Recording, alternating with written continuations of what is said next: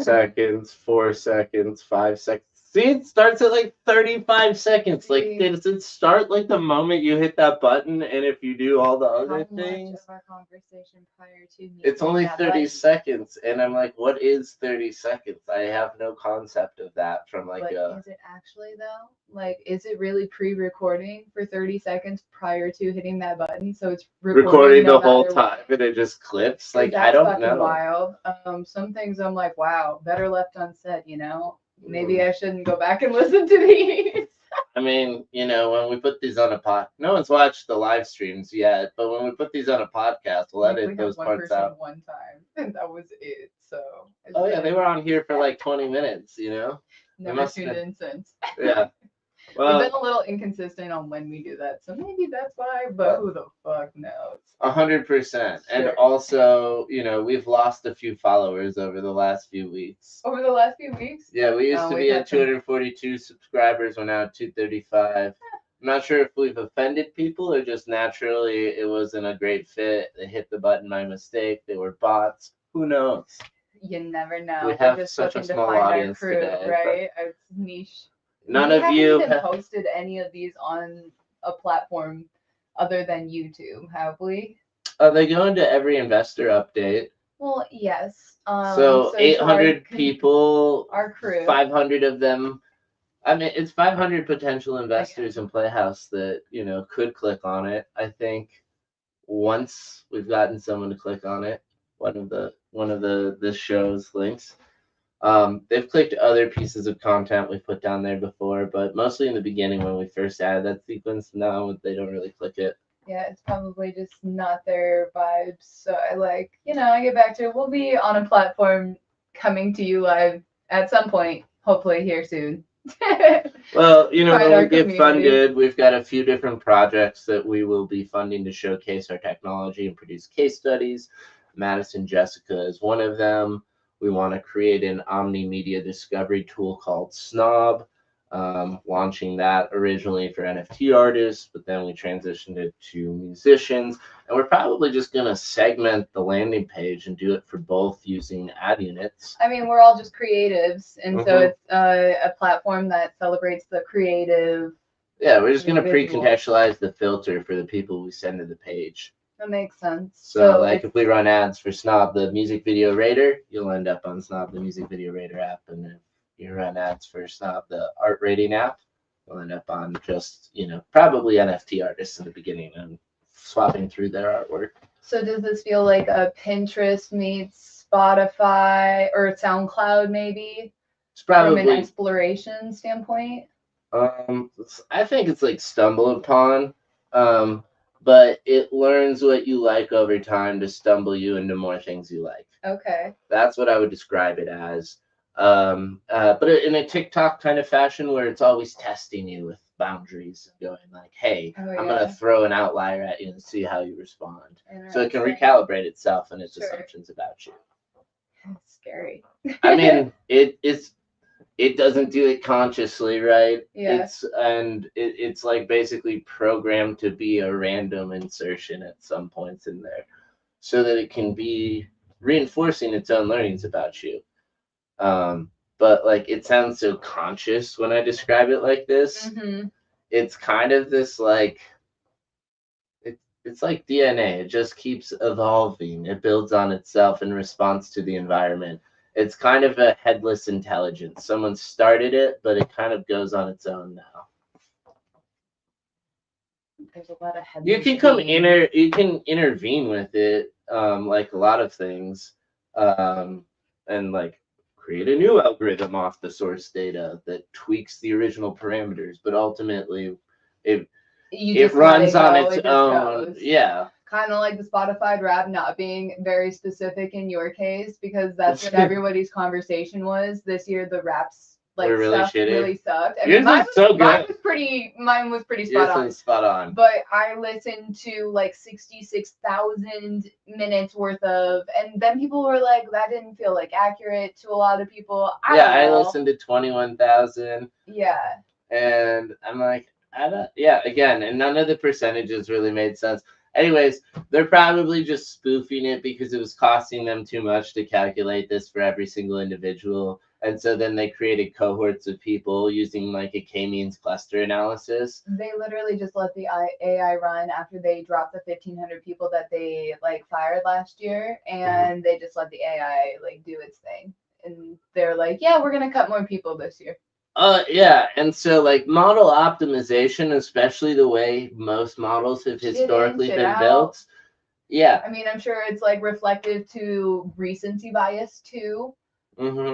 Yeah, that's probably a big part. Honestly, without knowing how it's set up, it's hard to say. Yeah. Right? Like, is it supervised learning or is it unsupervised learning models? Most companies are afraid to implement unsupervised learning models, but unsupervised learning models are the most efficient and probably the least harmful, though they could be potentially the most harmful. Really harmful. Yeah. There's not so much the responses that I saw on the Wrapped playlist. I'm like, yo, most likely to kill yourself so many times. I know that was written in, but sometimes I wonder how effective, like, I mean, most people they're memifying it. They've memified it. This is people because I saw you have my cousin did one, obviously that you referenced there, and that was really hardcore. Alex, I hope you're okay. Yeah, seriously.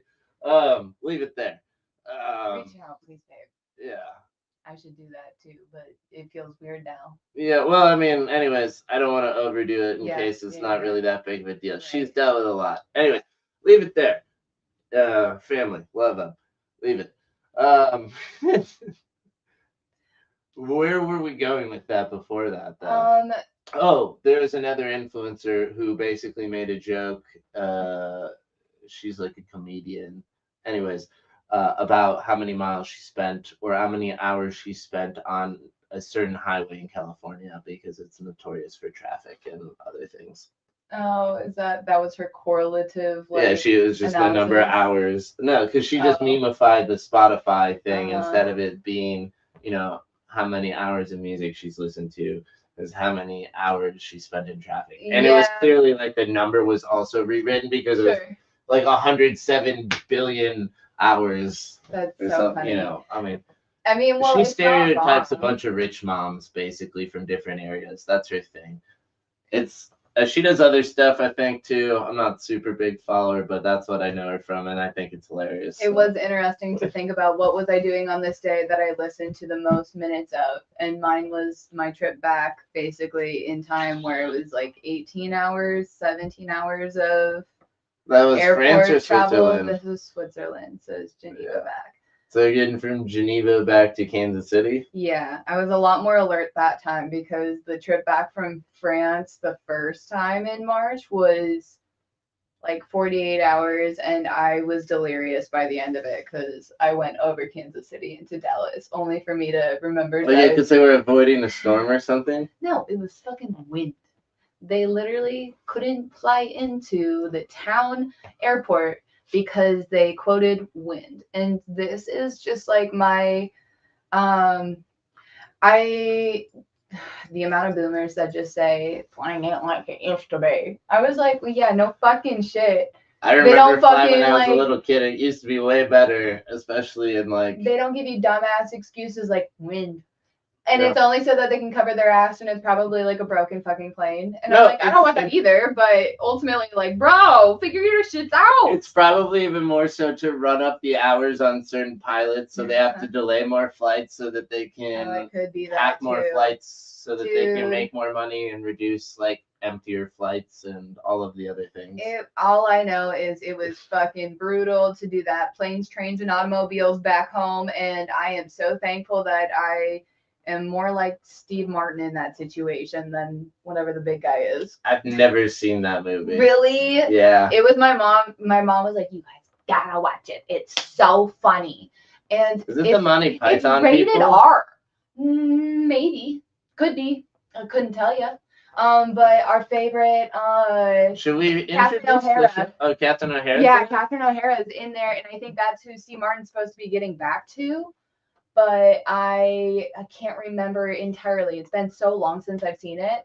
But I was like maybe 7, 8, 9 when she was like, "You gotta watch it. It's the best." And it's just Steve Martin screaming fuck a bunch of times. And God, I wonder why I'm here today doing the exact same thing. But fuck, before we get really too far into this rabbit hole, should we talk about our bad bitch of the week? I was going to start with introducing you, our host, Madison Oh, Jessica, man, and welcoming everyone to another episode of Weekly Mojo. Here Here at the Playhouse. To the fucking rabbit holes and the loops. Yeah, 10 minutes in, we're like a good Netflix show when they start the intro sequence in the middle of the show, and you're like, what the fuck? Oh, just adding to that F-bombs too. Hey, here we got a symphony going. But But anyways, I am Dr. Business. I'm gonna introduce myself. Just make sure the right character ends up on camera today. It's just always to know funny. What persona we're talking to today. Yeah, I mean it's the same. I try to bring the same persona to this show every time. Then you introduce me as a different person. It's like I'm schizophrenic. At this point, it's that's multi-personality disorder. I forget which one's which. Whatever you want to give energy to. Oh, I don't have any of them. I'm just like a fun person who likes to spout nonsense because it's good in the moment for, fodder and conversation What points. Fucking show did we stumble into that kind of sounds like you, the Mr. Know-It-All? What? The Inside Man, or what is it with Ted Danson, the white-haired man from Good Place, but he's apparently from Frasier or Cheers or something like that. Oh, we just joked how socially awkward he was, but then also how not socially awkward he could be, and like how he's good at being this like person blending in the old person home. But then, there's a way. Then it really fucks with your feelings. Mm-hmm. Yeah, and like you're a real person, and you're like, wow, I befriended these people. Yeah. It's a real problem. It's kind of, listen, is it a recommendation? I don't necessarily know. It's supposed to be a comedy. It really has just mostly been like... It's not a comedy. Yeah, it's not funny. It's not funny at all. It's just too accurate. And I feel like it's not bad. Do we just call comedies real life? This is what would actually happen if you put this charismatic person in this scenario and then told this story. Yeah, we're kind of like that. Yeah, because he's supposed to be this unassuming private investigator to figure out who is stealing stuff in this old folks home, and then is basically wrapped up into the conversations with all these people because he's lonely, and dealing with the loss of his wife, which all of these things after like off the back of like losing people that are in that same like headspace in some ways, fucking awful. Just like the worst thing to have to go to bed to. I would have rather watched Paranormal Activity and gone to bed with demons. Yeah, like, no. I was not seal crying, but I was quite close to it in we're like episode 6 or 7. There's 2 episodes left, so you guys do the math. I don't know. Don't fucking watch it. What's it called? The Inside Man. The Inside Man. I liked The Invisible Man way better. Yeah, that one's also very real. They're both very real movies in very different ways. Although this one's a mini series, or maybe a longer series. I don't know how they make it go longer. I don't want it to go longer. Right? Please don't have any more death. It's like Marley and Me, but like longer. No, because it's a private. He's working for a private eye agency, right? Yeah. And they're now embedding him as like this like inconspicuous character, 21 Jump Street style. Yeah. So like maybe they put him in a new setting, right? It's not an old person's home next time. So I could see them doing something different where he's a spy again, infiltrating something. Sure. But something less sad, please. Would be like really nice. If this is a comedy, it can't be set in an old people's home again. Like you guys did. That was a choice. You made it real. You didn't make it funny. Yeah. You put funny people. Dramedy would have been a way better title. I think you put a lot of comedians in very serious roles and just demonstrated what great of actors and actresses they are, or are not in some cases, because some of the acting was kind of poor. I was super excited to see Andy Maiwani from Tacoma FD. Hell yeah. Love that show. That's a recommendation, I think. I think we've already recommended that at some point. Well, full circle then. Tacoma we love FD. That reinforces the quality of the show. It survived Andy's presence. I have no idea what this actor comedian's real name is, so whatever. This is his character name in that show. But now he has 3 kids with the waitress. And yeah, that's just so wild. Also, see, we know who the waitress is. Yeah, yeah. Not everyone knows who the waitress is. If you don't know, then Jesus, you've got some. You probably wouldn't have tolerance for our conversation right now either, though. So, like, you probably know it's always Sunny. Yeah, this is very specific and niche, but sure, we can write that down as a recommendation as well. Just getting into it. Yeah. Be all full circle. Absolutely. That was fun. It was a good run. It's been a minute. I like our meta commentary about the show while we're in the show.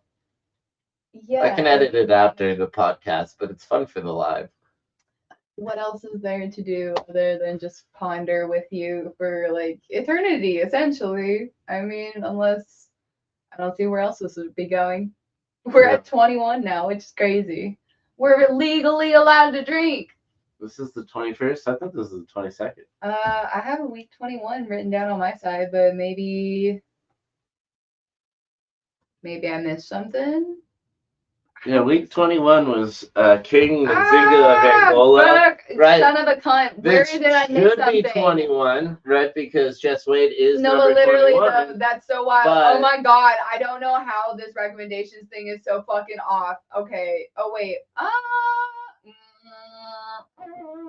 I really don't know. This is brutal. I invited you to collaborate, so I've lost that document.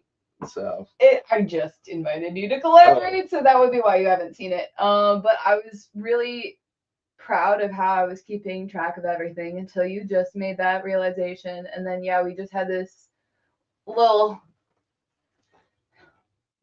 I wouldn't say mess up, but a little snafu where I don't know how I miss when I always go to my website and it's weird you don't have week 20 or 21 either. Yeah, did you write them? Yeah, they're literally right there. So when's it gonna update? I don't know. That's wild. That's how I felt about that. This is that retrograde shit, man. It's certainly broken. Because the technology is supposed to be like hitting its max capacity in this like until the 15th of December. Anyway, I don't know how. That doesn't work if I'm not in dark mode.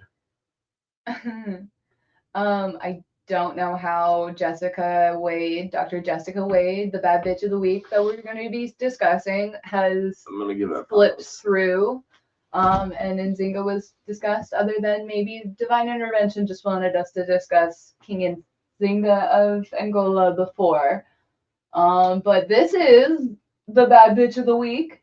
And in a lot of ways, kind of, I say this about a lot of them, the inspiration behind the bad bitches of history, but truthfully, like, she, as we'll get into, is responsible for writing some thousands of Wikipedia articles in STEM that are Wikipedia articles. She started an OG version of the bad bitches of history, but obviously in the STEM category, we've been heavily weighted to the STEM category just because in recency, my own endeavors, and then also it's just like cool to see women in areas that we're not known to be, like, we're not seen to be, but the reality is it takes everyone in order to like maximize our potential. Yeah, technology advancement doesn't happen in isolation. Both genders, both sexes, whatever you want to fucking talk or describe right now, they're all participatory in the process. Both, all, multi-spectrum. I don't care. It's a collaboration that it support takes. You, whatever. I guess. At the end of it, you were telling me, and you sent the story about the sine and cosine. Mm-hmm. Basically, when you think about our energy fields, and that's weird and woo-woo to think about, but like your heart gives off electricity based on the frequency that you vibrate at. That is just documented in science. Let's take it a step back and just go for it. Because I think you shared this before. You were like your heart is not just a pump, right? It's got electricity flowing through it, and so it's a pump. But it's also this like electric engine. And because of that, it produces an electromagnetic field around your body, of which, circulating the blood flow is an electrochemical process. In some ways, yeah. It's very in tandem to, it's an electrical process, that's for sure. And then it is the mechanical parts of the pumping, and it is. But the electricity makes the pump go, right? And yeah, and there's basically little receptors within your body to tell you how much more you need to pump versus not. Right, and when your signals misfire, your heart pumps wrong. Totally. I believe. Yeah. I mean, like, you work in the science. You have a white paper here. Yes, thank you. It's so cool to be in this field, but it's so difficult. It's like, how do I bring it back to a computational understanding, like, level, Mm-hmm. Like, well, I mean, I think you were studying there. I just want to give people the context about their heart and, this lead into what you're calling woo-woo, because there's a very scientific foundation that this is coming from. That's exactly right. So basically, as your heart is very much like one of the main electrical producers of this energy, this frequency that you as a person resonates at, your brain, your thoughts, all of those different perspectives of you as a human play into how that energy and frequency is perceived, not only by you, but also the nature and environment around you, including people. Mm-hmm. And then getting back to what you were saying about sine and cosine, or the video that you had seen on TikTok, about the complementary waves. Yeah. So, and I'm not sure if this was in conversation to, like, being an individual versus being a partnership, because I can't remember. It has to do about sex in some capacity, because there's a distinction in the sexes between the type of electromagnetic field that they radiate. Mm-hmm. Right? Mm-hmm. And I assume if someone were to really analyze it, it's probably a spectrum and not a binary. I think that's exactly I'm going to leave that there, because I don't understand and don't want to have that conversation. But then what I do want to say is, in the studies they've observed of bonded pairs, mm-hmm. which generally tend to be of people of opposite ends of the sex spectrum. And I think that gets back to the energies that resonate. Yeah. But you have to match on multiple levels. For sure. Sex is just one of them. It's that. And the thing is, there's an amplitude that comes together, mm-hmm. when you have, like you said, when they perfectly line up in offsetting. It's basically, if we just look at sine. So the study said that bonded pairs of people of opposite sexes had a greater, quote unquote, manifesting effect, or the ability to this study came out of MIT. So, like, you guys can look into it. I'm not gonna, it sounds woo-woo, right? Like you said, but the idea here is that they were using their. I know, I needed to click that thing. Hello to everyone. In this video, I'm going. So we're gonna pause this for a second, and then I'm gonna. Go ahead. Where was I at? I always lose my train of thought that way. That's the worst. We were describing how different sine and cosine, like addition or subtraction for. Oh yeah, so I was talking about the bonded pairs. Yeah. Of opposite sex. Basically, they were able to have the greatest impact with their intent on basically the predictions of a computer algorithm's outcome. And so they had a bunch of randomized groups and control groups, and had male partners that were bonded and not bonded. They had female partners that were bonded, not bonded, and male partners bonded, not bonded, and individuals as well, male, female, and I don't know if they did any other representation. Yeah. Probably didn't. And then also had a control and a not control, or an experiment and control group. And so ultimately what they were trying to show is, was it random chance or was it the people's intent that were influencing certain outcomes? And what they showed was that men could have a small effect over time with sustained effort. Like bonded paired men or just single man? Basically bonded pair men. Okay. But it was basically as good as chance. So Okay. it might have said something more about the relationship underlying with these people than anything.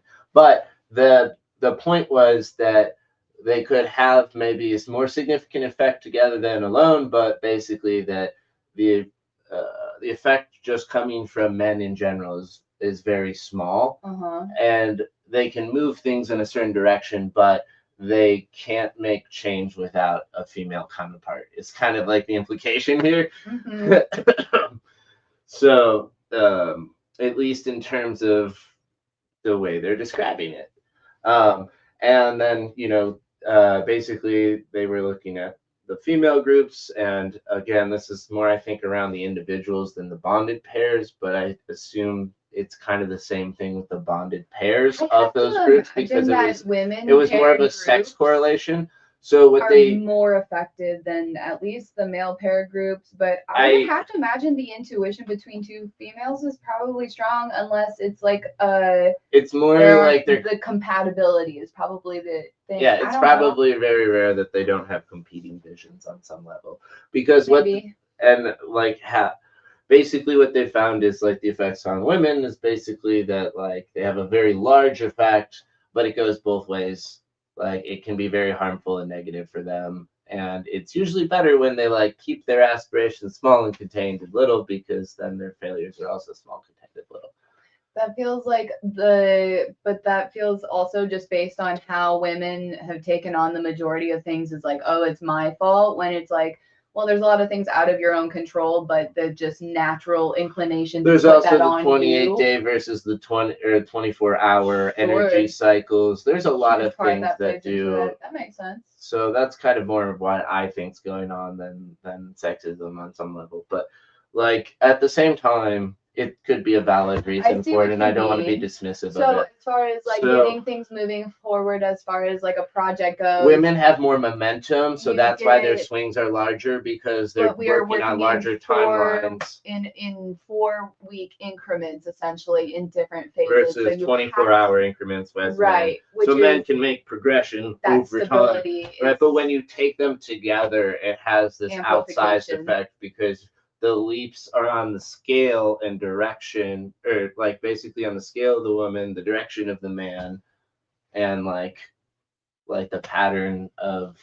And that would be in the ideal situation. Not every partnership, male and female, is going to be. It has to be a bonded pair. Yeah. Right, or what they assume or try to qualify as a bonded pair, which, okay, it's just that can't just be lust, guys. That's not. Well, it's people who are trying to understand each other and work on the same team ultimately. Yeah. We try to align our intentions approach.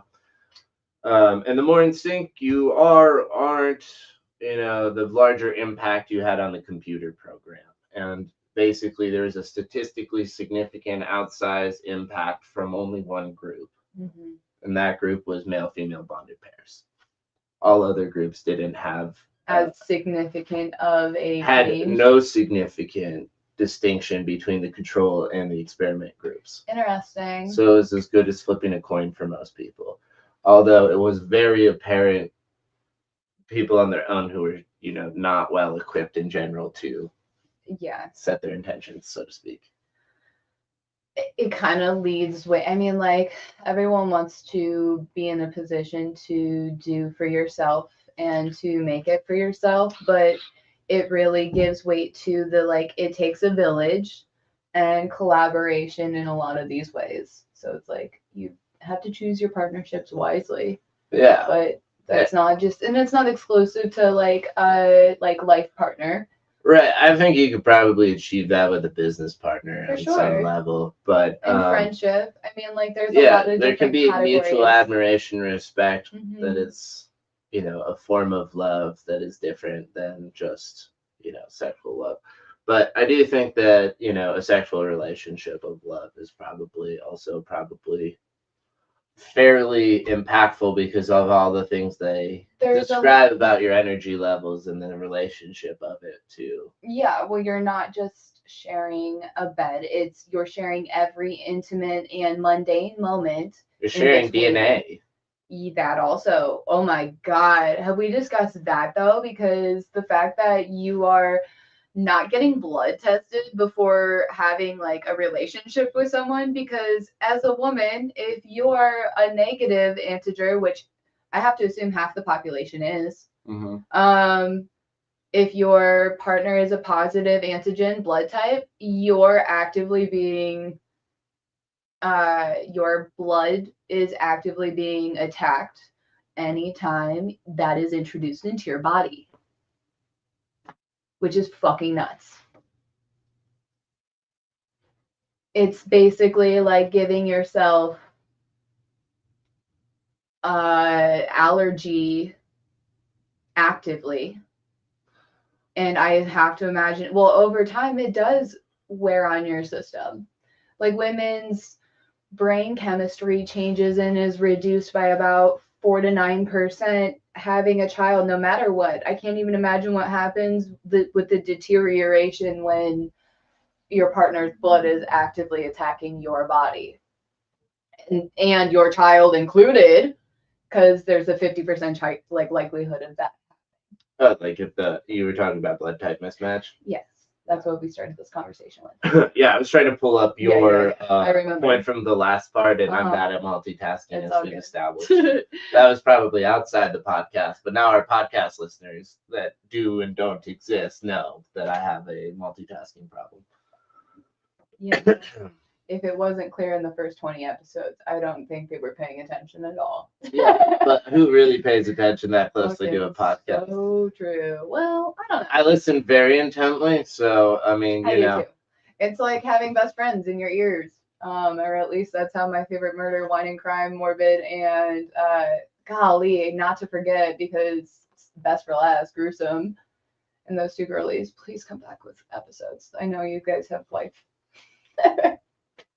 Shit.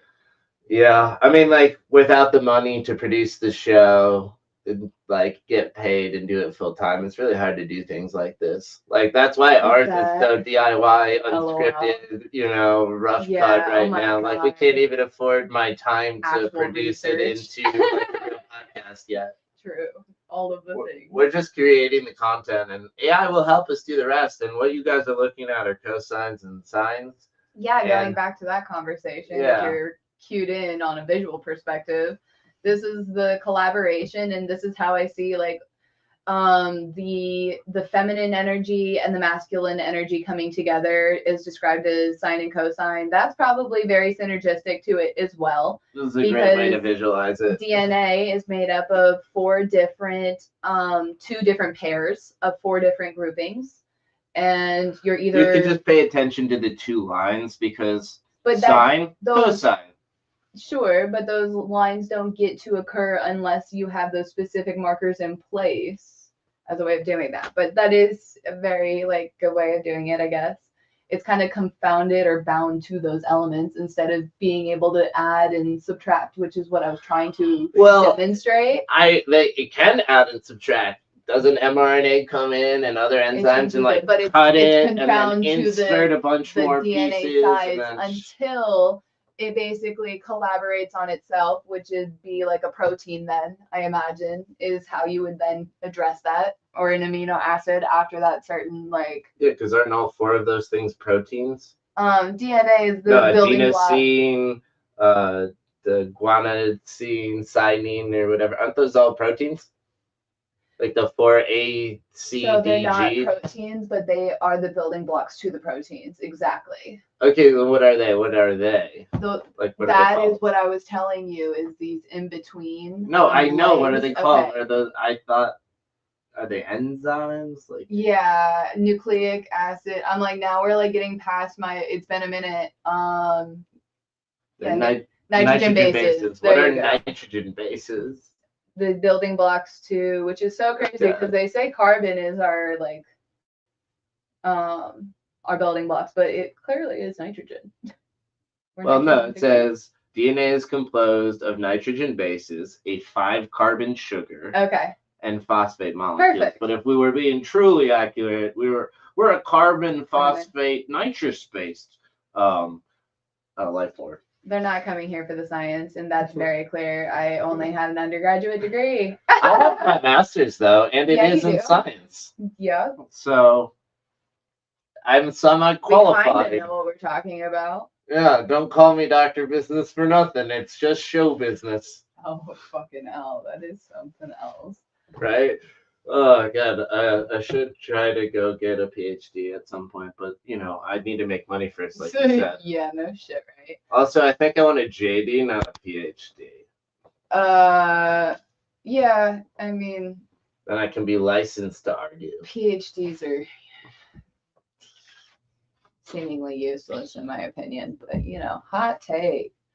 Unless you're doing something with that, I'm just like, who has daddy's money to waste on something that's not an MD or a DO? Well, this isn't really very helpful, although it is visually demonstrating what it is. It's just not as concise as what I wanted. So anyway, let's get back into the real reason we're here. My description is it was useless, but here, while we're here, we'll show off some new products. Hell yeah, that's so funny. I wrote that down on the things to do this show? Yeah, do the recommendation was our merch store, because I was just so excited for the product, so we were able to get up. I don't remember if we shared this last week or not, but we certainly rushed through it if we did. We have Digititties, vinyl stickers, and again, if you collect the Digititties, you can collect royalties off of these products. Technically that's coming for some of the other pieces of artwork as well. We're behind on minting those pieces, but the Digititties have been minted since 2021 because real OGs have been on Solana since then. Sorry. Hold tight, baby. Hodl. Yep. We're only going up. Fuck you, Coinbase.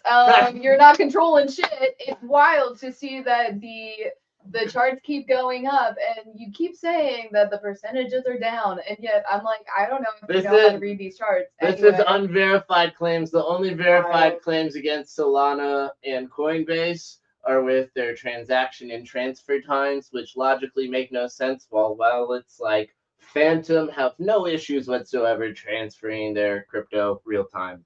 Anyways, it has something to do with the way Coinbase manages and custodies your crypto, and that should give you concern that you don't have access to your money in real time, because not your keys, not your crypto, as they say. Not your keys, not your crypto. Write it down, put it on merch. That's a Playhaus tag. Yeah, you can buy that on the Playhaus merch site, which also sells Madison Jessica merch because we sponsor this brand heavily. That sounds like the Robin Hood situation for the technically Madison Jessica sponsors Playhaus. She's one of our lead investors. So I mean, I should clarify that. But we have the Fuck Off official Columbia Pom Pom beanie. That was a fun addition. Yeah, that's a new one. We got some of these are really practical because we order them to use ourselves. For example, the phone case that we created is clearly here, but we got upgraded phones. We need upgraded phone cases. But thank you, T-Mobile, for cutting my phone bill in half, because fuck you, Verizon, is all I have to say currently. And shout out to Helium, because they're partnered with T-Mobile to deliver cheaper networks to you for a faster price using crypto network technologies. That is HNT. Look into buying in and diversifying your crypto portfolio. And also, what blockchain is Helium on? Blockchain Solana. Woo! Solana derivatives. Hell yeah. Well, never had an issue with transfer timing, really. Mm-hmm. They had an outage in March for maybe 12 hours. No, I don't think they have any outages this year. Oh yeah. I think it was March of last year you're thinking. Dude, that's so wild, right? Because that's literally Anurag and I hadn't spoke, or he's like, the last thing I had from you, he showed me his thing, February 2023, and I was like, oh, so wild, February. And then I was like, oh my god, that was February of last year. I was like, we've seen each other before. You got married since then. No, but literally, I was like, oh my god, we were sitting over there talking about Mexico City and the fucking churros. Yeah. Oh, I still love Mexico City. I would go back again in a heartbeat. Oh yeah, our Mr. Bulldog. I would love for anyone to guess who these are for as far as your family members are concerned. Yeah, some of these are for family members of mine as Christmas gifts. Maddie likes to take her art and share it with them, curating the pieces to their personalities. So, as much as you possibly can. Yeah, some of them are stretches, we know, but Maddie has a very specific personality, and it definitely butts heads at times. I suppose that's true of anyone. Although I, again, think like everyone is more or less getting something they will find cool. I should hope. Like, if not, like, I don't know. You'll tell me in some way, shape, or form. Yeah. But I'm excited for the products in general. This one feels like a me one. Yeah, it does. So. I like her unmasked. Yeah. Although I wouldn't say it was a mask. It was just like her face being like, well, it's a mask being pulled extracted into the happy face is what the intention was behind it. Mm-hmm. Should we prompt us up for a conversation on Jessica Wade, Dr. Jessica Wade? We certainly can, but let's give them a glimpse into your new gallery collection. It's been fun. See a preview of some of the baddies to come. Some of the other pieces done along the way. There's still some that are incomplete, of course. Yeah, I've been sitting on a few of them for a minute. Here we are. Here, at least in this rendition, it looks like we're doing it in order. Sure, yeah, I agree. Maybe that's why we saw it this way. Maybe that's why. No, you definitely did look over here. I thought you looked on your phone, but if you look here, it's very misleading. It is very... Because it's mosaic mode. Yeah, okay. Which I prefer aesthetically, so... Well... I like being accurate, but... It is accurate. It's based off of accuracy. The pattern is it's 1, newest. 2, 3. Yeah, it goes... 1, 2, 3. Yeah, newest, middle newest, third newest, and then 1, 2, 3... 1, 2, 3. So like that's how it's going, right? 1, 2, 3. I was like, because Amani Khalif is before. 1, 2, so that's 3. I think what I did is rearrange them. Maybe. In order to make it work, but I don't know. Anyway, you're gonna get them the way that you're gonna get them, and if you want to fast forward or rewind, do your thing, honey. Yeah, I mean these aren't really. Other than our references to the news and what's going on in the real world, there is no consequence to the serial nature of this story. No, I was just representing baddies as it came and then wanted to display them as they were seen. But I wanted to also represent her. Okay, she's got this cutest... She's, I think, the first baddie that has an Instagram profile. Other than... No. Yeah. Jewel Ham, the mother of Spotify, the reason Wrapped. I believe Christina Zanato also has an Instagram. Did she have an Instagram? Because I thought we were just looking at her podcast on sharks. But so not the first. The first one I really looked into because I think she's close-ish to my age, and I was trying to find photos of her. That's the reality of it, is I was looking for photos of her, and she had a photo of her. I think she was showing off her like company badge, but she looked like she was also doing the Rosie the Riveter. Like she had a headband in, and then it looked like she was like. You just sneeze on the headband. I love it. Like that's my personal symbol. This is the first baddie I've implemented it into. So let's be fucking fair. Right, but like you seize the opportunity. It's literally your brand. Absolutely. Of course I'm going to. I saw it. I did it. Thirst trap. That's funny as shit. That's why I put it. That was the night I almost died. Really? In New Zealand? Yeah. By the stalker guy? Yeah. Ew. He's the one that took the photo. He was like, I have a Google Pixel. Great photo. Yeah, I have a Both Google. of them. Literally. I know there's a different variation. He had a Google Pixel. That one's in your red flag for me. There's so many red flags. That's the saddest part about it. I'm a walking contradiction. It's something about that familiarity of chaos that it is so scary and real and Stockholm, but also not. I don't know. I was watching a TikTok of a gay man's red flags for book readership with his potential partners, and he was making recommendations to women if they see books. Like 30-ish. Okay. He's like very clearly my age. Okay. And recommendations for red flags, I assume. Yeah, basically, like if you see this on his bookshelf, Run. get like leave, Yeah. right? But it's more about like he's contextualized it because it's like it's not a big deal if it's just one of them, right? But you see multiple, Right. you know that it's reinforcing. Yeah, some sort of perspective. And I was counting the number of books that I read and have on my bookshelf that are in this list, and I'm like, I'm scared to know this. No, it's only like 4 or 5 out of the 7 or 8. I think I would actually.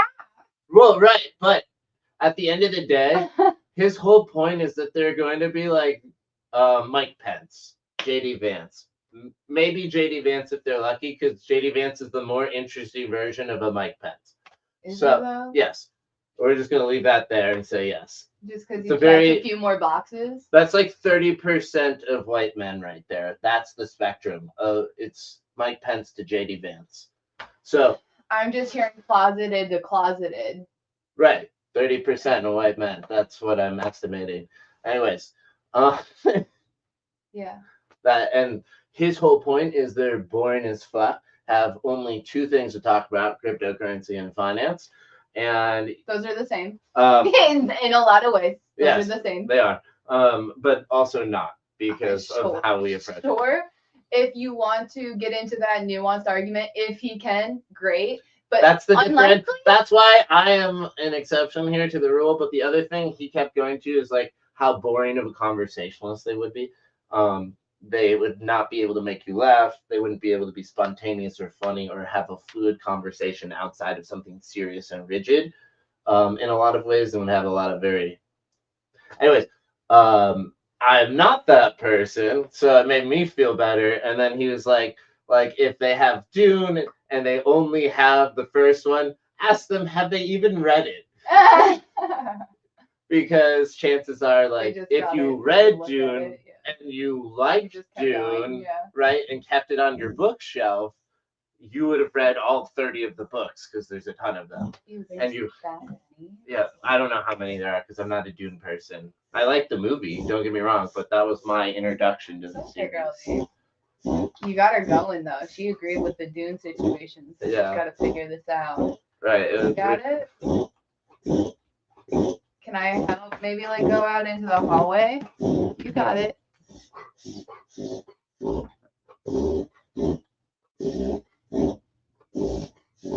you okay, Max? I mean, clearly not, but.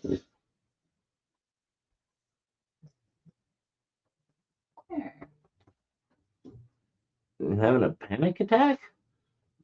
I've never seen a dog have a panic attack before. I've done it a few times, but usually like subsides. Wow, I worked up so much energy it overwhelmed her. I'm sorry, Max. All right, well. Without further ado, get into the background of Dr. Jessica Wade. Right. So you're going to be Emma, a curious journalist, and I'm going to be Liam, a science enthusiast, because I want to conform to gender roles. All right, I was going to ask, but that sounds like a plan to me.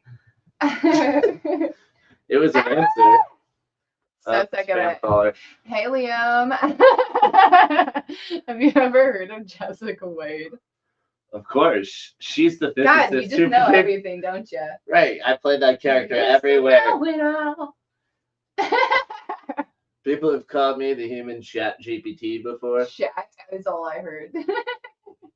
Whatever you need to hear. Totally. I mean, I spout bullshit.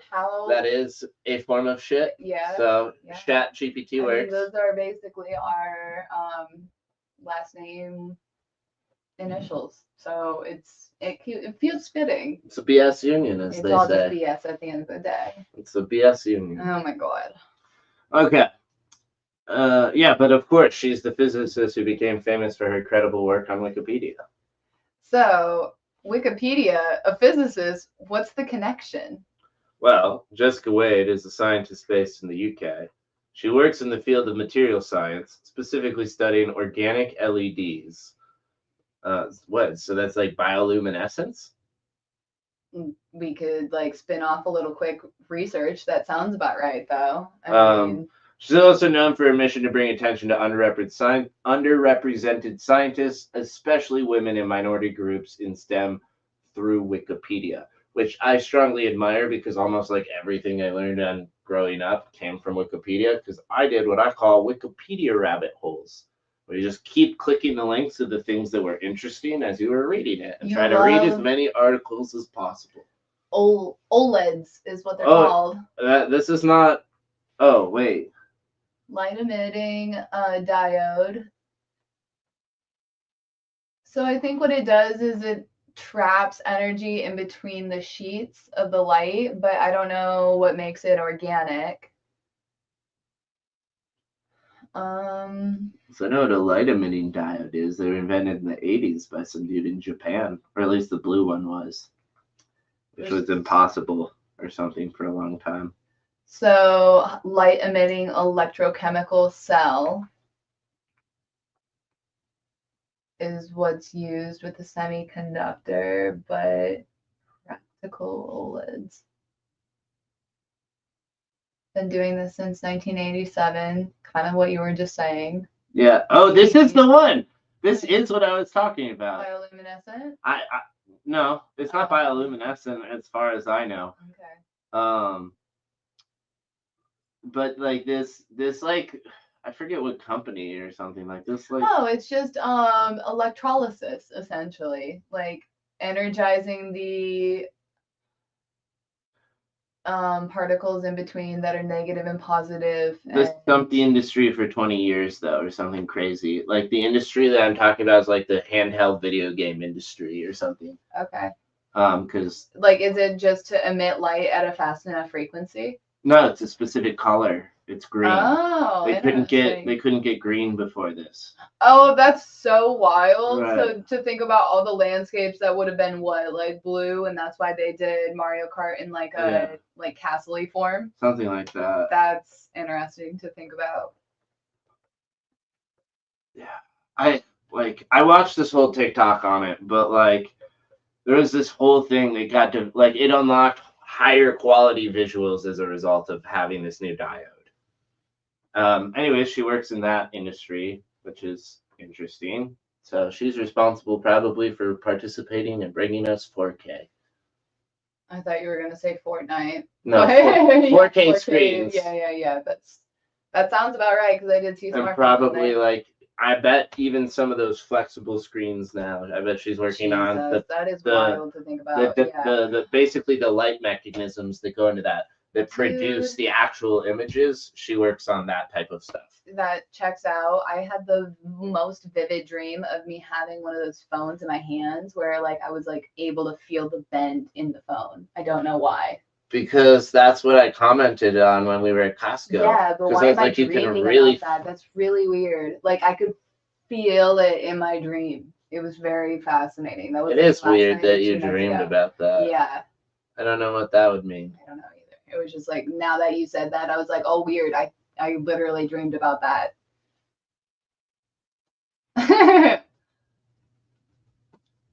All right. Let's see what ChatGPT says about dream analysis. Let's see how in-depth its portfolio is, because I'm sure there's some astrology in there. Or not astrology, but just like, I don't know, reading of the tea leaves, whatever the fuck it is.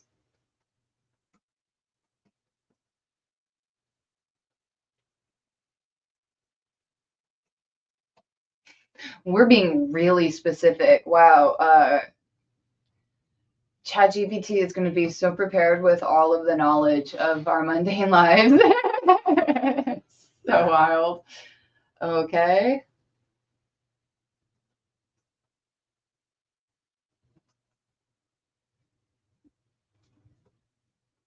What does it mean?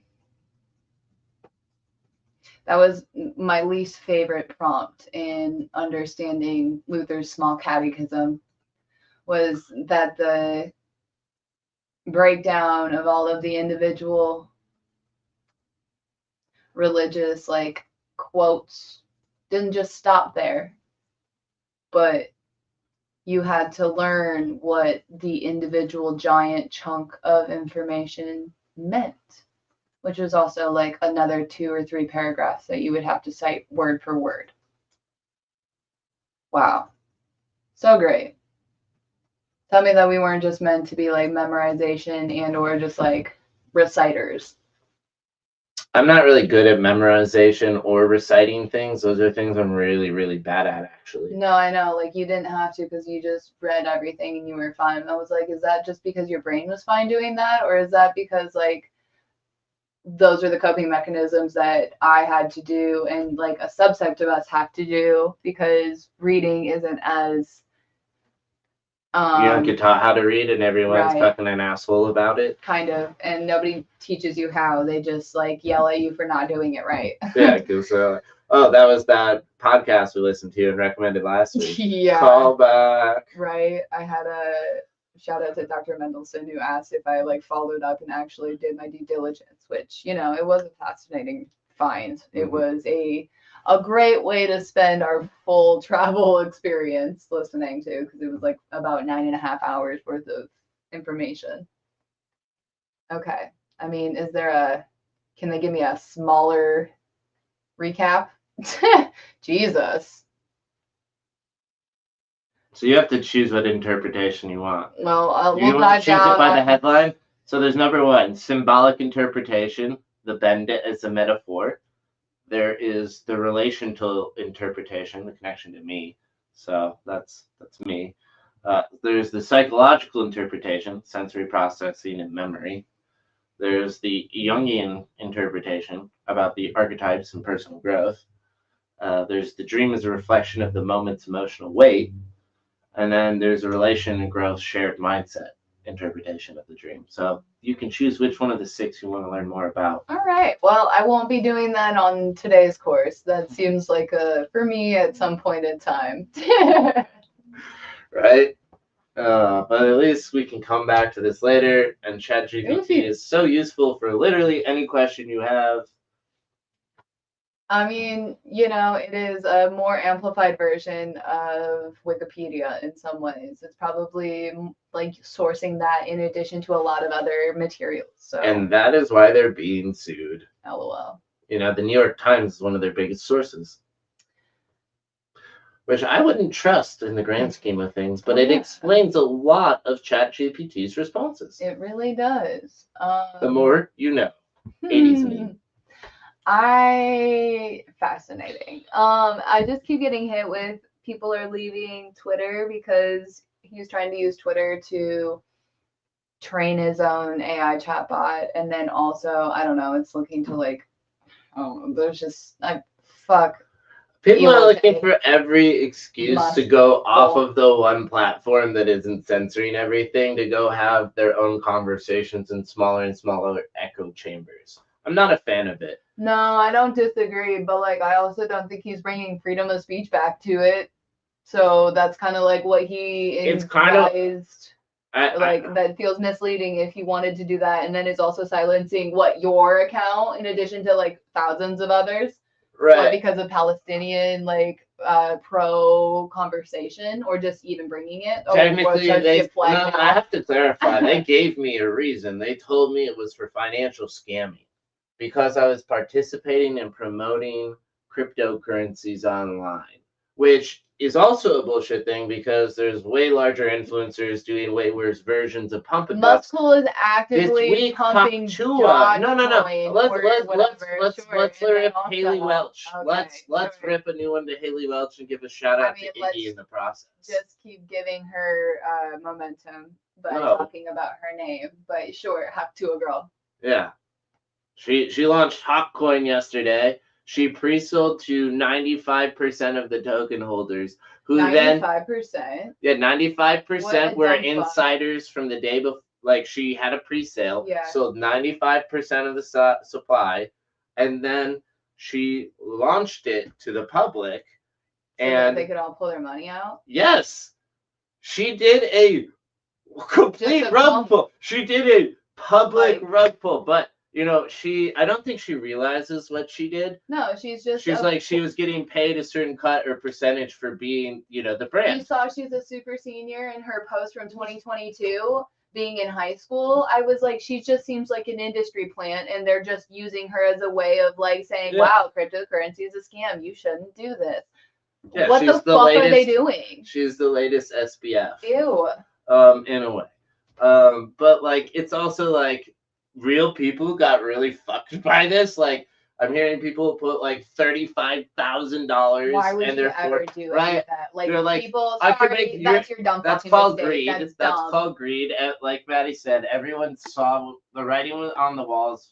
The writing was on the walls with Hacktua. Anyone who bought Hawkcoin is a dummy. I might buy it now, but now that I learned about the economics of the token, I really don't want to even gamble on it, because every time you buy it, she just gets 15% paid out in Solana straight up, or not her, the entity that created this, that she's a part of somehow that we don't know, because it's all behind the scenes. Right. Because how did she just come out of nowhere? It's just so crazy how life just, I don't know. I mean, she had like a professionally orchestrated rug pull, and then a professionally written script to quote unquote protect her butt by like basically like, oh my god, we got sniped by a bunch of people. I don't know how this happened. I'm sorry that this happened. I'm still support this coin. I'm going to bed.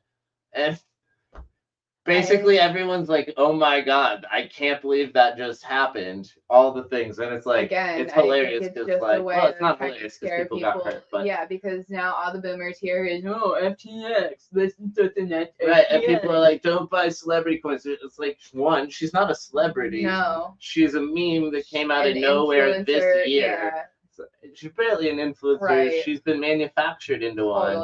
Right? There's a whole narrative being spun, and you know, there could be questions as to why that is. But we won't have those here because you can look into whatever origins you want to, but I hate to see. I don't think she promotes the right values in any capacity. I think she's funny and she's witty and she's like a fantastic speaker off the bat because she's authentically herself. She's just Theo fucking Vaughn. No, Theo Vaughn is way smarter than he gives off, and also could be an industry plant. Probably, potentially. And he's got 15 years on her, which is why he feels so much more like well known and well understood than she does currently. I don't think off the cuff like. I don't think he's an industry plant because he'd been working in industry since 2002, hustling for years to try to get to where he is. I'm not saying he is or is not. But he supposedly does come from a very interesting family lineage. I think he grew up impoverished and ignored by that wealthy elite lineage, but it could have implications today with his, you know, extended reach to some extent. I have no idea. It's not really like, I don't care. I appreciate his content. I hope he's not a bad guy. That's all I have to say. Yeah. I mean, he has real conversations with real people. Mm-hmm. I think his buddy Stavros is smarter than him, but I'm glad he platforms him, which is like the whole point. I don't even know who that buddy is. He's this communist dude, this fat Greek dude. That's a racist or whatever to say that, I guess. Like, but like that's kind of how you would describe him. I just think of Jesse's alter ego or his cousin that is Stavros that basically tried to steal Rebecca away from him. I'm guessing that Stavros and this Stavros are night and day difference in terms of Greek stereotypes. Yeah. I would picture someone who runs a bakery, is well fed but overworked. Maybe a little sweaty, a little greasy from working in the bakery all day. He's making baklava. How our neighbors described our previous owners of this house. Yes, also Mediterranean, but different in origin. Yeah. You know. You know, they're more from Haifa and Tel Aviv. Hear my I felt like that was, Yada, yada, yada is another way to put subconscious. Yeah. Doing okay, Mose? Oh, sorry, honey. I'll put it this way. Our front door had a mezuzah on it when we moved in. Yup, and a few crosses elsewhere. Didn't have crosses. Yeah, there was the one that was on the staircase over here. You mean? There was no, I guess, what would that have been from? Because the phone. No, there would have been it was like it was a ceramic something or other, but I guess it wouldn't have been a cross. Unless no, it wasn't. It wouldn't be a cross. No, I know, that's where I was like, it's not a cross, but it was some like it was weird ceramic thing that they left in some like it was like a protection kind of thing, but not.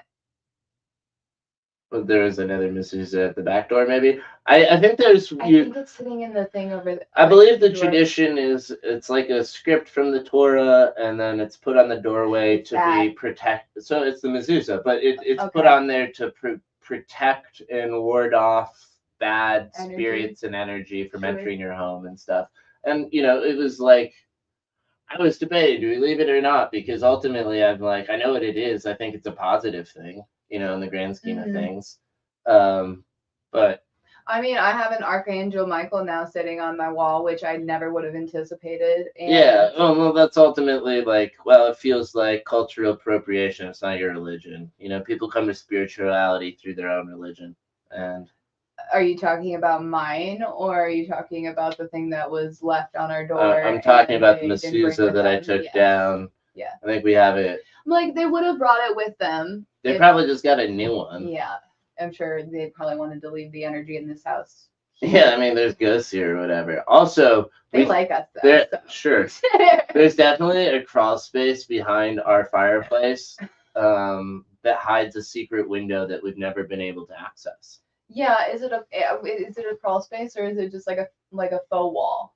Well, it's a faux wall. I was calling that there's a crawl space in there because if you went in through the window, I assume there'd be space. I'm just curious what's in the space. I want to go in there so bad. A hidden door in between the like the fireplace, like you were just kind of describing, but not really. I don't think there's going to be a hidden door there. I think they were hiding something in the walls there, and I'm so curious what's hidden in the wall there. There was some bad juju upstairs that we've since taken care of. That was associated to a cracked mirror, which is kind of the weirdest thing. I'm a skeptic, but that shit was energy intensive, and I've never seen you so affected by energy around you before. That is like debilitating, I would say. Like, yeah, look, I was holding a mirror and I was actively getting the chills and feeling cold, and I'm like, I can't not, like, what? Yeah. It could all be in my head, but I'm like, my head is interpreting the thing in the first place, so like I don't even know what to do. So, and it wasn't even in your head too, because like you were.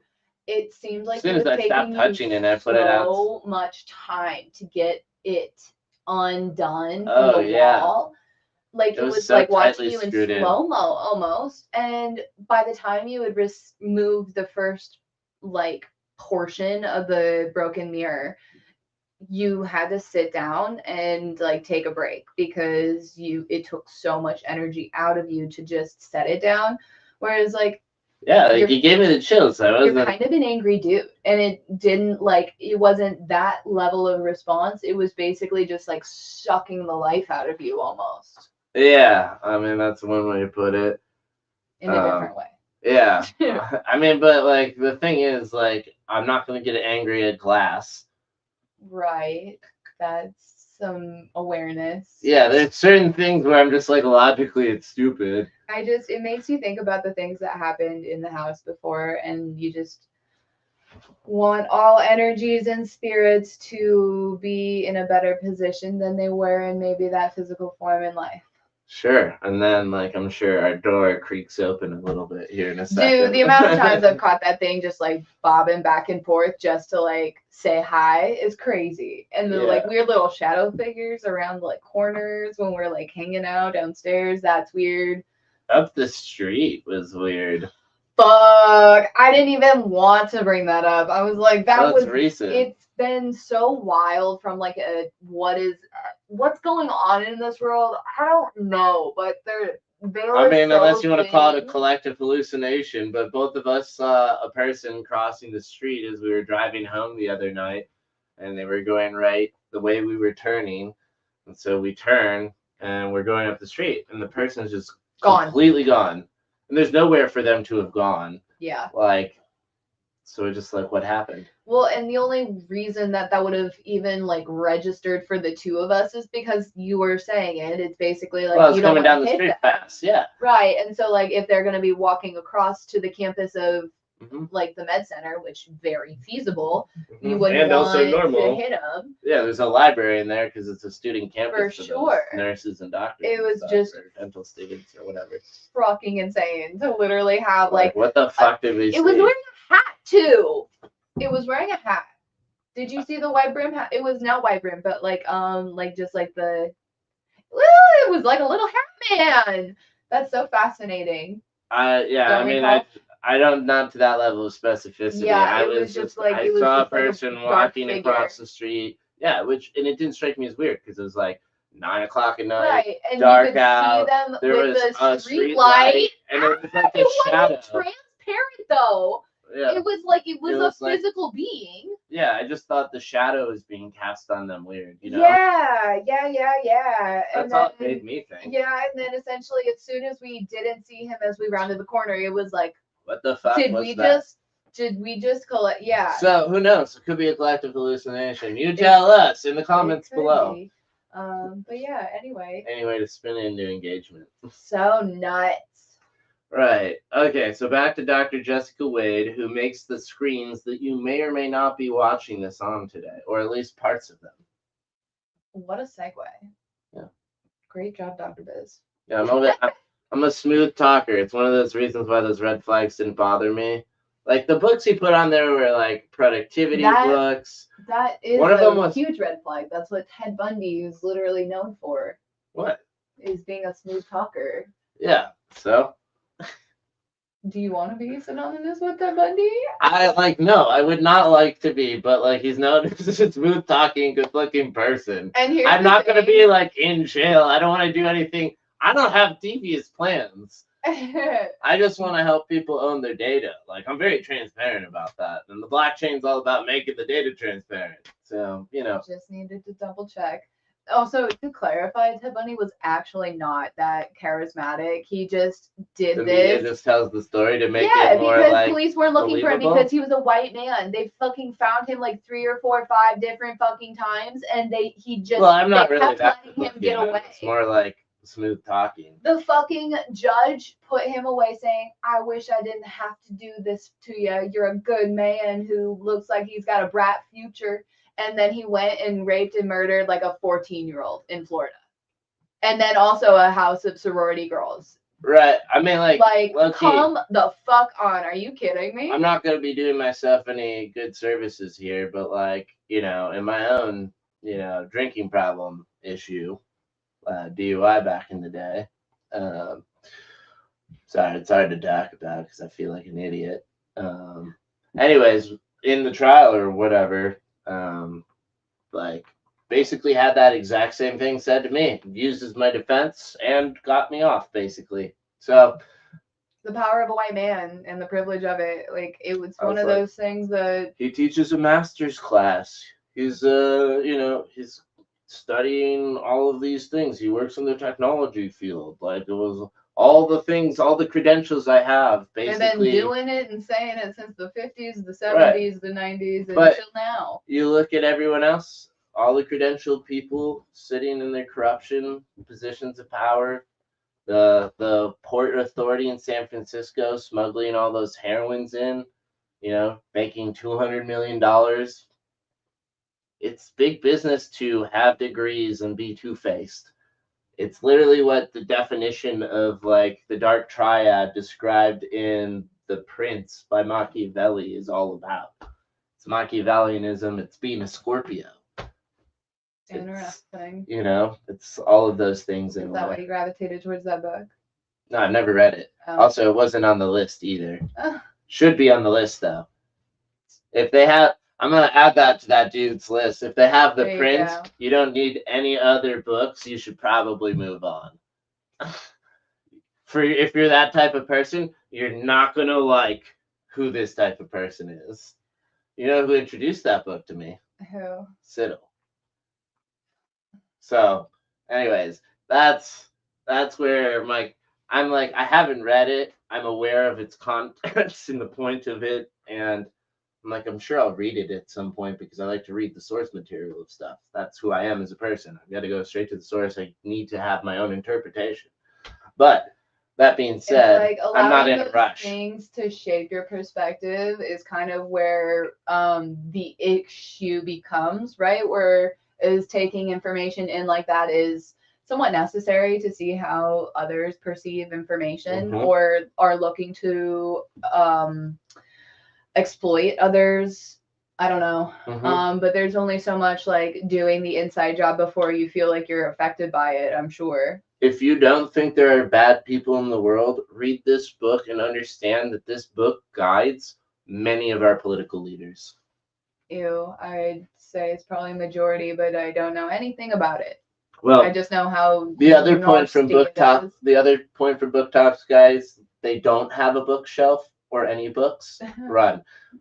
That's probably fair. It's because the other type of politician is the one with nothing in their head. Yeah. And there's about as many of those. Yeah. There's probably more of those because they're easier to control, and most people don't like the politicians with something in their head. Those people usually are the puppet masters behind the strings pulling the empty-headed politicians. Yeah, I mean, like, how many... It's probably a good close to like 90% of shells of human beings in politics versus 10. Did you hear the door open? Was that? Yeah. No, it was not. No, Ruby just shut the door in your closet room. That's funny. But hell, she made her point and she's sticking to it. Yeah. Sounds like she's sticking in there until the end of this show. Fuck. Should we get back to our baddie of... I mean, we can. I thought it was worth finishing the point, though. Finish your final notes. It's fine. No, you were making a good point, but okay. I entirely lost my train of thought after that situation occurred. Nah, it's okay. That's how it happens. Classic. I mean, we could go back, but nope. We move forward. I'm a shark. Sure. I can try to recap, but and sync it up, I think. Sure. So it might jog my memory. Yeah, we'll see. I mean, can I jog my own enough in the moment to get going? Because we're so far removed from the plot, my brain has totally lost it. Oh, having that book on your shelf. Oh yeah, we were talking about the prince and what it represents. Anyways. Politicians. Most of them are 90% of them are shills. I think there are 10% that go into that job trying to do some good. I hope they don't get corrupted. But I think they do. I think 5% of them get corrupted, if not more. If not all. Well, because if they don't get corrupted, a different corrupted candidate replaces them. Yeah. Because there's people with money who want to make it happen. Yeah. And that is politics. Right. But. And there's only so much uphill battle you can do when everyone else is against you. Shout out to Jasmine Crockett, though. I feel like she's got good vibes. And if I want to stick with one, as they say, follow the money. No, I don't know what you said there. I was just talking again for what we were talking before. Yeah, I mean, look into I would love to see a political platform that showed me all of the candidates, the people that are invested interest in those candidates. Well, you won't. How you made it out? Because super PACs donations only have to share a certain. Yeah, there's not enough. Obama basically changed he changed the ability for companies to basically give money to politicians. Yes, super PACs could get donated to by companies because I think they ruled that companies have the same rights as people. Be your own business, I guess, is what that brings. Oh yeah, so this kind of takes us way back to Army Main Street days. Yeah. If you wanna be real about this, because ultimately you're right. Conversational space, yeah. Yeah, we've been in this space before. It is be your own business at the end of the day, because if you're just a social security number, you only have the rights of a citizen. But businesses have all the rights of a citizen and the rights of a business. Protection. So you need to be an EIN, your own business, BYOB, be your own business. Hell yeah. Right? Re-emphasizing that. So yeah, I mean, that's what Playhouse is all about, is building a business tool, a suite of business tools that allows anyone, even a creator, a creative, to be organized enough to generate income from the creative value they produce. And if they can do that, businesses with real intent to deliver value can as well, because they're not passion projects that are organized for the sake of commerce. They are commerce projects for the sake of commerce. Yeah. But it's all project management and data management at the end of the day, and that's Playhouse's specialty. Because that is some of the hardest part about being your own business, is having to be your own boss in every way, shape, and form, Right. not just business, but I mean, administration, finance, Playhouse social marketing. Like that's, dude, I'm not even doing this shit all right. Right, and I'm doing a lot by myself. Yeah. And I'm building the systems into Robot, into Playhouse's core operating system, so that once they're built and I'm using them to run my business, everyone can. And I'm leveraging AI and automation to take away most of this administrative and operational work, so that you as a business owner, if you're an artist, can just focus on making art. Sure, you have some interaction points with the portal, but compared to like having to know how to build a Shopify website and how to buy ads on Facebook and Google to connect to your products on your Shopify site to sell them, or to list them on Etsy, or to list them on Amazon, the complications of all of these things taken away from you entirely. You just go into your one portal at Playhouse, upload your product information, and it gets pushed everywhere: Facebook, Google, Reddit, Amazon, Shopify, depending on what tools you use. We prefer WooCommerce and WordPress, but maybe not these days because of what's going on with that whole organization. But anyways, I will get off my soapbox for a second. Fucking rabbit hole we've right, down. And say that you do need to be your own business to own all of these assets. That's why we're, here right now. And Dr. Jessica Wade's, again, another great example of someone who probably should get rewarded for all the information she's curated on behalf of the public. Truly. And Wikipedia is a nonprofit that is regularly on the verge of going out of business because no one donates to it. Yeah. And it's completely built off the backs of people who do the work for free. Right. And I'm like, you got to pay to preserve the information. And so again, Wikipedia should launch WikiCoin, which is something I said 4 years ago. But people who are invested in the economy of Wikipedia could buy in and benefit. Which is all I've ever been wanting to do. People who read earn tokens, but people who contribute would earn more tokens. Right, because it's like, how do you buy into those small businesses that you love around your area but can't go into on a weekly basis and buy more things from? Because ultimately, we're at a capacity.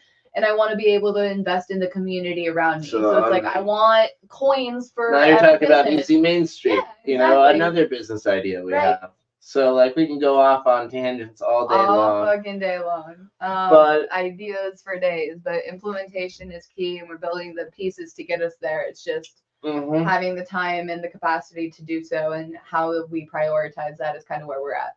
Absolutely, and we're doing it to help systems like Wikipedia, which may be liberal bias and excused these days because most things are coming out of academic institutions, which are the people who are authorized and qualified to make edits to these platforms and be the arbitrators of what the truth is on them, and it's up for discussion. Well, see, that kind of gets me back to the conversation I just had with Dr. Patel and Rich, and it's basically if it's funded by an institution, then that institution owns all that data. Generally speaking, they won't give that back out to you.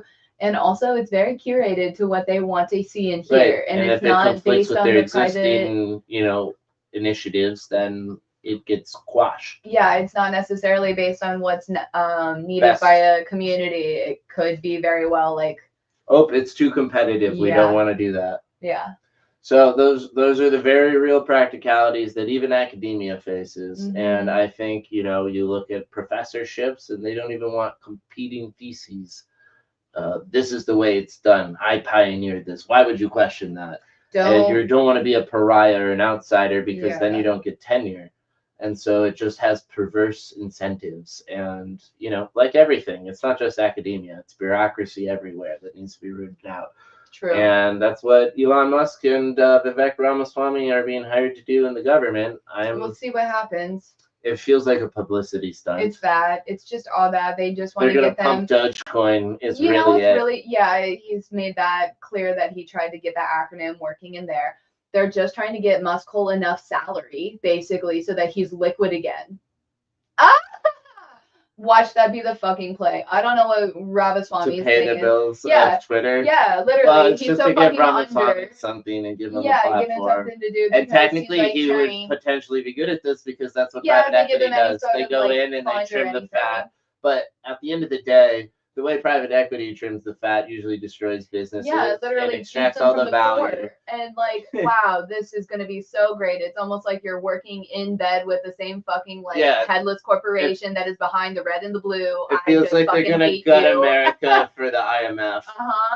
But hopefully they follow through on buying the strategic Bitcoin reserves, and Trump seems like he's an egoist who cares way too much about his legacy to let that happen. So hopefully he rewrites his legacy every fucking time. He also changes it. He doesn't care what it was before. It didn't exist.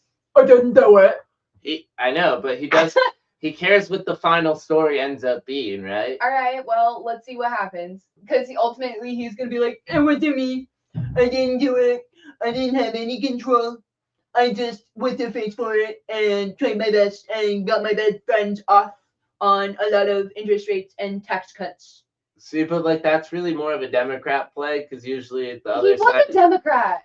Yeah, he was. Most people who have good hearts. They're on the fucking team. Start out there, then realize what that party actually is. Tired. I'm so sick of this. Right? My brain hurts. Right. The number of Democrats who become Republicans at old age isn't becoming because they become more fiscally conservative. That is a part of the process. But it's also because they wake up to the lies and the empty promises that continue to be made and held. He didn't do anything that really benefited the Republican middle class, though. And let's be real, it was a time constraint. Oh, absolutely. So, he did nothing to benefit the middle class. He just continues to point the finger and be like, "It's you. It's all about you," to those fucking songs of I'm so sick of having to be salaried to my IV while actively putting them in worse situations. He's like, I'm fucking you over and you don't know that I'm making fun of you in the process. It's really fucking gross. Yeah, I think he just basically panders to them, like you said, and then throws them under the bus the moment he's in office, like all the other politicians. Hopefully he does it this time. Look at his cabinet choices. It's kind of a mixed bag. Some of the stuff. He fucking put Ben Carson in housing when that medical neuroscientist successfully split twins apart. That are you make sense fucking kidding me? Why was he not responsible for the global pandemic? Maybe because it was. Yeah.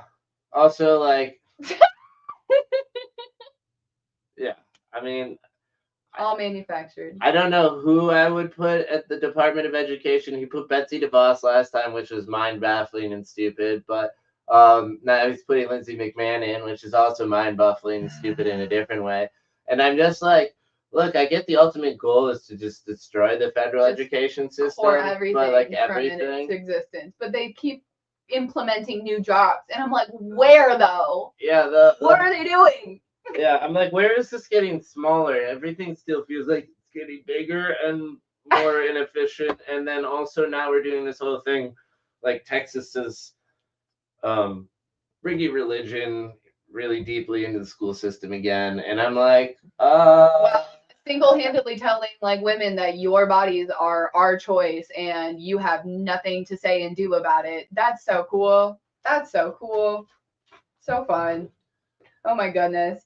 They're also actively going against BlackRock and the three basically for controlling the energy market and manipulating it. The state of Texas is going against those three large companies. Vanguard is one of them. I think BlackRock's another, and then State Street. Those are the three. Yeah, well, surprise.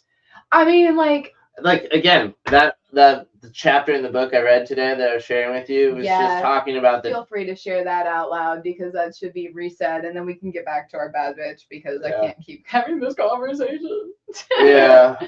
So, I mean, the scary part of what I learned today is really this, that the Federal Reserve for a long time was the lender of last resort for a lot of banks in the world, and dollars were used basically to float bankrupt currencies to give them the appearance of parity with other currencies for international markets as set by the International Monetary Fund and the World Bank. And that's a mouthful of a concept, but what that basically means is apparently, so after 1971, when the dollar was decoupled from the gold standard, the World Bank decided that they wouldn't only give loans in dollars anymore. They would use other currencies as well, because the dollar was now based, all of the currencies technically were competing with the price of gold, but they want everyone to forget about that, according to this book. But anyways, we'll ignore that part for a second. They now use the yen and marks, like German marks, or I think that's German marks. I don't know. Anyways, Jeff, a franc. Yeah, well, I don't know when the euro got introduced, because I'm not that knowledgeable about all of this. But the long story short is they diversified the currencies they were using to loan out to third world countries, which is a term I'm going to use here for the moment, because that was the term they used at the time, and how they clearly view those developing nations. And they gave them loans that they know they'll never ever be able to pay back, to build out really beautiful smart city type infrastructure, and to force their populations into like suburbs nearby. And technically all of this debt is secured against all the citizens that they've accounted for in their national identity system or whatever. And that's a broad, abstract way of describing what's going on, not literally what people would call it or call those things. But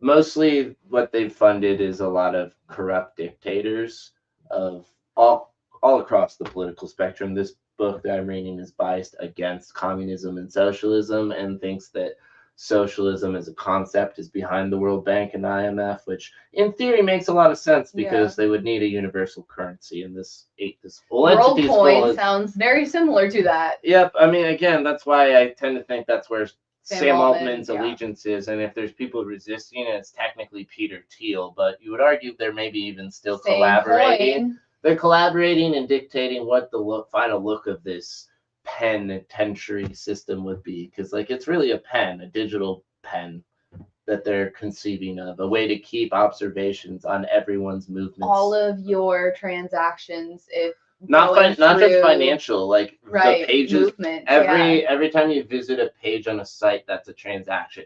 Every time your GPS ping on your phone updates a new location as you move, that's a transaction. You know, tracking your every move, not just the photos at TSA anymore. It's basically where are you at any point in time, so that they can access you. The term transaction derives from a ledger, an accounting ledger, which is how people keep credits and balances, credits and debits, and the balance of credits and debits at a bank. That concept eventually was abstracted to the idea of a database to keep track of digital resources. Right, and you extrapolate it further once we've realized that every action that not just a person but an automation could take, every step in the process is an event that's valuable, that matters to our understanding of what's going on at a granular level. And like that information, while being very important, it's like, who is that important to, and why is what we should be asking, and like how do we operate in a like morally ethical capacity without having to give away my autonomy. You know? Yeah, I mean, and I think education is really the only key here. Education, choosing the right blockchain, why that is important, like also getting to utility of.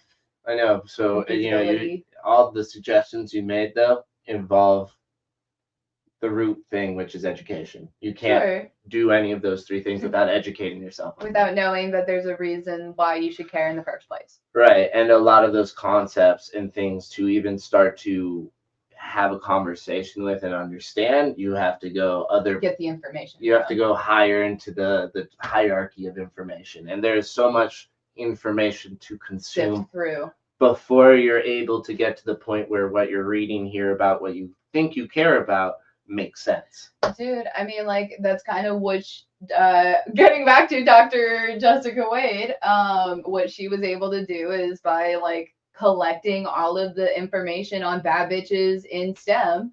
Well, let's just get back into it. All right, so she was right here. You're right the there. minority groups in STEM through Wikipedia. That's interesting. What exactly did she do on Wikipedia? Can't wait to get into it. She writes biographies. Since 2017, she's written over 1,800 Wikipedia pages for scientists who didn't have entries about them previously. That's incredible dedication. Why did she start? It all began when she realized how invisible many groundbreaking scientists were, especially women and people of color. For example, many influential female scientists didn't even have Wikipedia pages, while their male counterparts were well documented. Of course. That must have been frustrating. She decided to fix it. Exactly. She thought, if Wikipedia is one of the most visited websites in the world, why not use it to amplify these voices? As Connor continues to give credit to. Mm-hmm. How did she find the time? Like, writing 1 or 2 pages is hard enough, truly. Yeah. Well, apparently you make the time. Yeah, she's super organized, and she set aside time each day for research, writing, and verification. It's not just about writing. She also ensures the entries meet Wikipedia's notability and sourcing guidelines. I'm not surprised this bad bitch does her due diligence. Yeah, because they're real assholes, and like, they won't accept information from websites if it's not on a predefined list of websites they will accept information from. So a lot of it is pretty well sourced. No, it in my opinion, it's not in a way, because they're ignoring a whole swath of direct first-party observation, because all of the journalists that are close to the source that write the initial articles, while they could be biased by PR, are also 100% the people at the source of the story and do qualify as first-party information. And so excluding it from your qualified set of citations is quite misrepresentative, or basically skewing the information to something else, which, I mean, Yeah, I think you have to acknowledge the points that are being made in those articles. You can be in charge of contextualizing them ultimately, but they can't put an asterisk on it saying, hi, this is first party source data, not necessarily verified, but like, sure. Or instead put the subjective pieces into their context. And give the conversation around the points to let other people decide. Don't dictate the conversation. It's like people there is no single truth when it comes to subjective information. Most information is subjective because it comes from the perspective of an observer. And there's multiple observers. And even if you take it from the participants within, even the participants within the same moment will often have different observations of perspectives. Based on what they lock into as definitive for them. Yeah, which is pre-configured by the way that their brain is triggered for storing memory and information. Right, it's all based off of childhood traumas and or, your experience since then. Yeah, the way you've deconstructed it or not. So, nuts. Wow, heady shit, as always. All sorts of trailblazers. For instance, she's written about Gladys West, who contributed to the development of GPS, Christina M. Johnson, a leading optical physicist and university president. This goes beyond just making pages. It's about changing perceptions, right?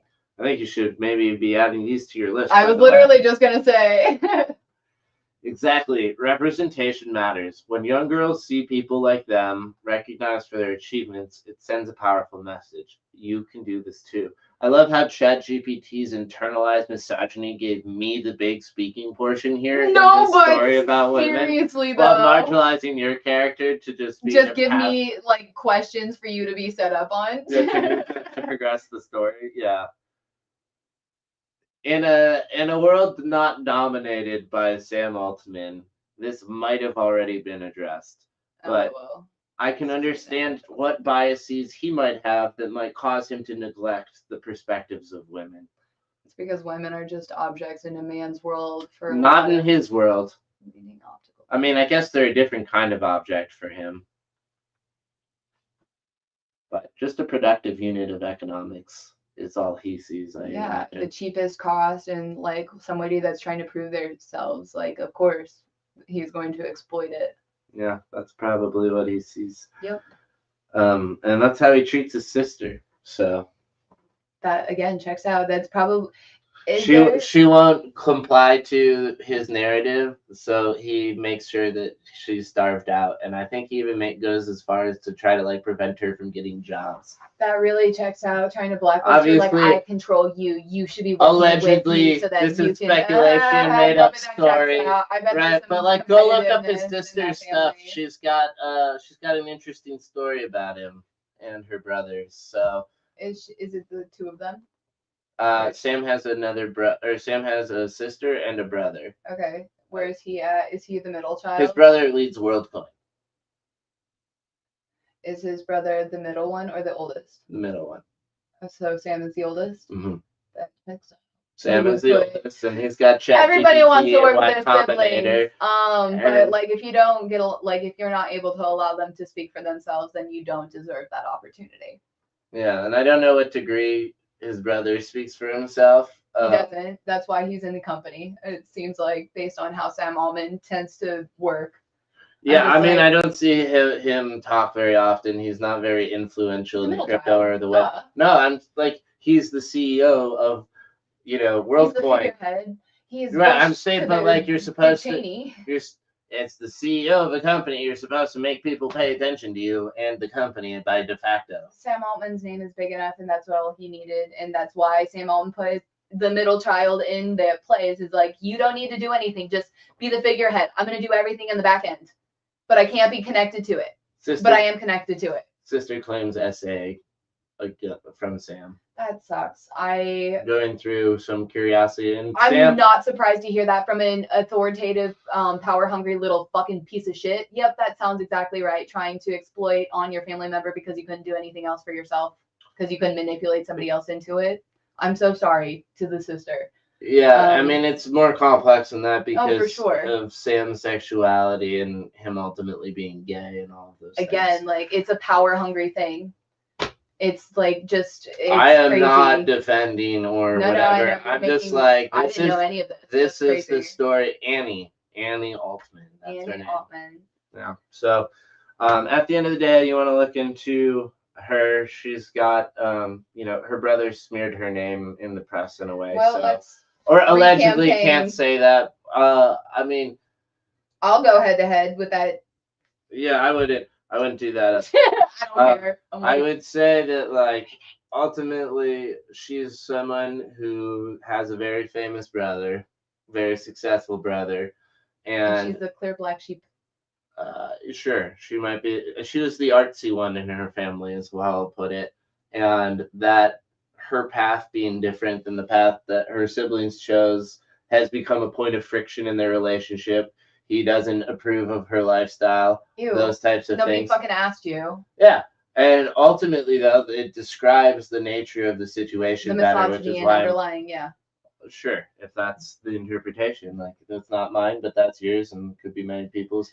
I'm just like, ultimately, like, he's just trying to control his business empire. It's just the reductive nature to it, because it's not within his purview and control. Is very clear that he's just got little man energy. Yeah, and ultimately, like, everyone's got a past that they have to ultimately take ownership over for some point, and the more that you live in denial of your own past, the less trustworthy you become, the more biased your perspective and decision making becomes. More like, to use a Star Wars metaphor, the more like Anakin Skywalker you become. You go from him to Darth Vader very easily, because you're corrupted by your bias. Yeah. The bias being, in Anakin Skywalker's case, this dream he had where he believed he was losing his family.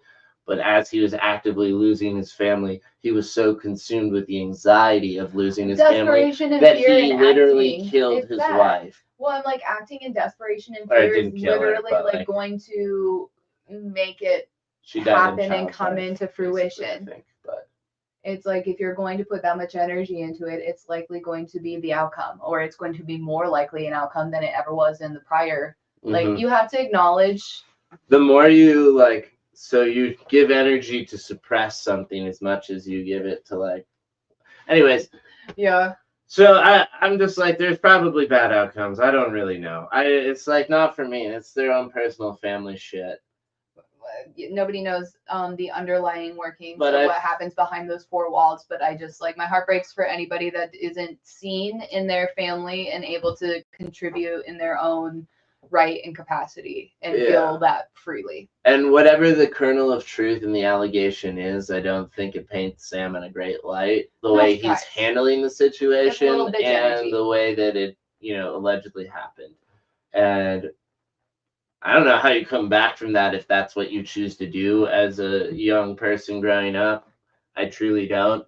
But I do think like there needs to be a path for rehabilitating that early on. And preventing it from growing into something worse. It's that if you're not capturing it early on, and if you're not doing any of the work to like do that, though, that is how you end up being Ed Gein, right? John Wayne Gacy, Jeffrey Dahmer, Ted Bundy, like all of these experimenters who were pushing their authority and seeing and manipulating and getting off on the idea of getting away with it and or proposing a solution to this generally gets you labeled as a fascist and authoritarian in general, because it's like, how do you, except for women's like uteruses are actively under siege, and ultimately, I mean, you can find contradictions in the system, but find so many pedophiles that were removed and like let off on dumbass things. Oh my god, you're just further proving the point, I feel like. Right. No, I know. I'm just like, the system is designed by white men who see themselves in these like horrible, heinous human beings, and they're like, oh, poor thing. Cast I would hate to be in this possibility. So I'm gonna give you the benefit of the doubt. And I'm like, and every single person that's not a white man in that situation never gets the benefit of the doubt. White man, never really gets the benefit of the doubt. In fact, you have to prove that you're innocent. I want to qualify that. It's not cis white men, it's trad white men. That's a fair point. Because there's a lot of people that present as trad. Yes, I think that is a very fair distinction. That's why I call them trad and not cis. I just wanted Plus, they would hate to be called cis on top of it. I know, they're like, I'm a man. I'm not a sissy. I just wanted to acknowledge that gay men are probably, if they're out and or observed as gay, then it's likely that they're gonna face some of the like issues of like the white male like punching down. There's a ceiling. There's a glass ceiling that exists for them if that exists, right? Is that how you would describe that? Something to that effect. Here, let me get that to. Although I've already given you the line. But technically, though, people would argue that the opposite glass ceiling exists these days, where if you aren't, you can't go above a certain. Sure. I mean, I think Sam Altman and Peter Thiel are more points to the confirmation than they are to the contrary. That they can't go up? No, that they're the only ones able to go up, and if you're not like them, you don't go up. Well, it's that. It's because that's the headless beast that's currently controlling the like conversation right now. Yeah, but I don't want to be accused of being homophobic because like I don't think the vast majority of people who identify that way are participating in that culture. No, so I think, but I do think there was a group of rectangle conversation. You know, you can be a rectangle and also a square, but you can't fit both. Oh fuck, that's such a muddy way of saying that. Right. Don't abuse your fucking power and authority. Like if you're seeking to like get pleasure from somebody else's pain, then you can fuck right off. That's the problem. Is bad actors hide themselves in every crowd. Yeah. And smaller crowds. Bad apples spoil the bunch. Especially fucking euphemisms that come along with it. Yeah, especially if the bunch is small. Yeah. Because if the bunch is big enough, you can basically say, there's not enough bad apples to spoil the bunch. That's not true. That's what we propagandize. Yeah, it's true. Right? That's why we view white people the way they do, is because even though like the volume of crime occurs probably at the same rate, and in this country that does mean that it overrepresents in one population than another, but if you adjust that for probably a lot of scarcity issues, economic reasons, you'll see a pattern that makes sense. Anyways, we'll leave it there. My point more so is the fact that like there's just the same number of bad apples in every bunch. Just some bunches are smaller than others, so the bad apples are a bigger proportion, and thus that becomes a bigger problem for your narrative as a community. Sure. So that's what it is, and that's where we are, and that sucks. And we don't have enough education around statistics for most people to even conceptualize the conversation we're having right now. There's plenty of money in research. I wonder why they're not funding it. Statistics should be the math that everyone gets taught instead of calculus. We make calculus up to this big thing, but society would benefit if people understood statistics. They don't want us to benefit from education. That is very clear from my fucking level of reading assessment moving forward into like every other inch of how education is so like segmented and siloed, and like why does it feel like they're trying to fuck your brain up and give you like all these little hacks instead of just teaching you what it is? It's because they don't know how to teach, and not teachers, but it's like if you're just given lessons that are scribblings and or just like kind of a lot of nonsense, what else are you going to get? Your whole point here is based on the fact that foundationally, if a student can't read, all the rest of the schoolwork is kind of pointless, because they're the way that they're engaging with the content is not necessarily. It's based off a repetition pattern, and like it's basically like listening and then reverberating. Yeah, well, and at the end of the day, being good at memorizing is what I was literally saying at the very beginning of this. This is so crazy. Go ahead. Right. Is what makes a good worker, good employee. Yeah. Can you follow the rules? Can you memorize the rules and follow the script, as you said? And I go very off script. The amount of memory that I have done within the past, it was K through 12, was all memory, and it was all Bible verses and then catechism, where, like I was saying earlier, where you were queuing this all up. It wasn't just like breaking down the Lord's Prayer. It was like the subsection of the Lord's Prayer, and then what does this mean? So not only are you memorizing the Lord's Prayer, but you're also internalizing and regurgitating what does it mean from the small cat, like Luther's no, but small they're telling you what it means. They're not asking you what it means. They're telling you what it means, because there's a right and a wrong answer for you. Yes, and if you don't get it word for word verbatim, dude, this is why I can recall all of our fucking arguments. But yeah, this is so frustrating, because ultimately they're teaching you to read wrong too. Regurgitate. No, but to read wrong. Yes, and also. Because like when I got taught to read, when I got taught reading, I got reinforced with, well, there's multiple interpretations, and there can be many meanings, and I like your idea for that meaning. It's so crazy that I never had any of that in any of my education whatsoever. My entire education was like you missed the word about encouraging. It's a 98% for you. Everything was about encouraging that. Well, so I would still get nicked off for bad grammar. Like they still cared about grammar. No, it was just you didn't regurgitate the word "the" in the sentence of the 5 paragraphs. Piece? Yeah. Well, I mean, they were testing for memorization. I know. But I'm talking about the interpretation piece. When it comes to the interpretation piece, specifically, what does this mean? Right? It was a regurgitation for. Right, and I'm saying that's the part where I'm like, fuck. Yeah. I mean, sometimes they were nice and gave you some of the words, and then they gave blanks. But I got a lot of blanks, and you could guess. No, but my God, going. But I'm saying there is nothing written that they have to give you their own thing that's written that is the meaning. But I know what you mean. They're asking you to literally write word for word what their definition was. Correct. That is correct. There was no going off on your own to try and give what you thought the Lord's Prayer meant. It was basically by definition. Can you regurgitate? Yeah, see, that's even stupider. It's worse. Yeah, it's really bad. Because it's not good. It's really teaching you dumb things. Like there's a definition for a concept. Yeah, like a fucking as opposed to a concept is like an ongoing discussion. The amount of people in my town that just went straight to Nucor, the industrial big business in town, because honestly probably weren't taught the processing skills to be the engineers that they very much could be capable of. It's really sad. They just want workers in these tiny little rural towns. like there is maybe 2 industries in a lot of these like areas, and I have to imagine that's what the education system was fed into these areas specifically for.